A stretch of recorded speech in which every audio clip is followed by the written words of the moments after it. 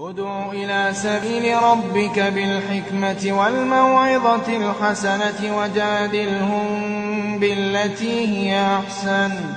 إِنَّ رَبَّكَ هُوَ أَعْلَمُ بِمَن ضَلَّ عَن سَبِيلِهِ وَهُوَ أَعْلَمُ بِالْمُهْتَدِينَ وَإِنْ عَاقَبْتُمْ فَعَاقِبُوا بِمِثْلِ مَا عُوقِبْتُم بِهِ ۖ وَلَئِن صَبَرْتُمْ لَهُوَ خَيْرٌ لِّلصَّابِرِينَ وَاصْبِرْ وَمَا صَبْرُكَ إِلَّا بِاللَّهِ وَلَا تَحْزَنْ عَلَيْهِمْ وَلَا تَكُ فِي ضَيْقٍ